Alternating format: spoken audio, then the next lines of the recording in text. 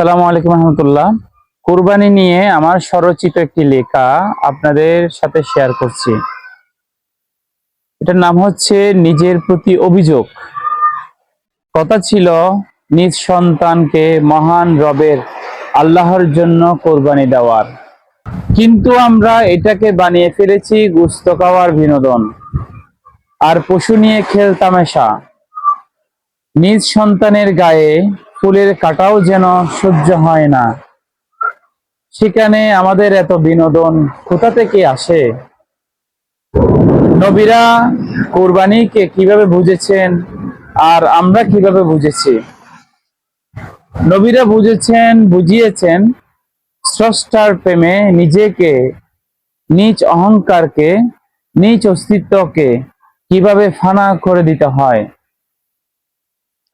আর হায়, আমরা কি বুঝলাম আর কি বা করলাম? আল্লাহ তো কোনো অন্ধ অন্তরের রোগে আক্রান্ত মানুষের কাছ থেকে এই প্রেমের পরীক্ষা নিচ্ছেন না। তিনি বেছে নিয়েছেন ঈমানের দাবিদারদের মধ্য থেকে।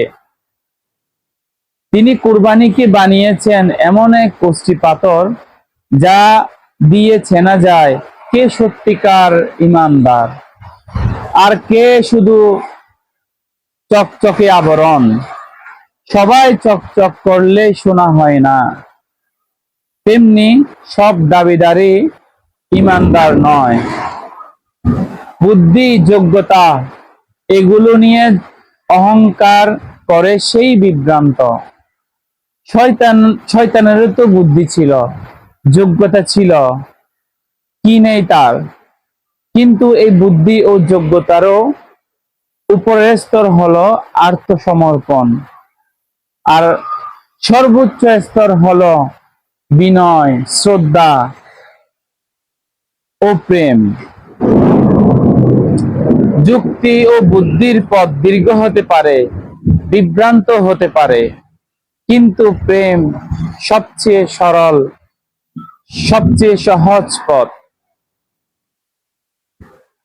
যে পথে চলতে চেয়েছেন সকল নবীরা, তাই তারা নির্বাচিত। আর কেউ কেউ নফসের অন্ধকারে নির্বাসিত পথহারা মুমিন দাবিদার, আর কেউ বিভ্রান্ত শয়তানের অনুসারী। আমরা কেন এই সরল সঠিক পথকে এত কঠিন বানিয়ে ফেলেছি? আমাদের বুঝ কখন হবে? আমরা সত্যকারের মানুষ কখন হব? ধন্যবাদ সবাইকে। ঈদুল আজহা উপলক্ষে ঈদ মোবারক। আসসালামু আলাইকুম রহমতুল্লাহ।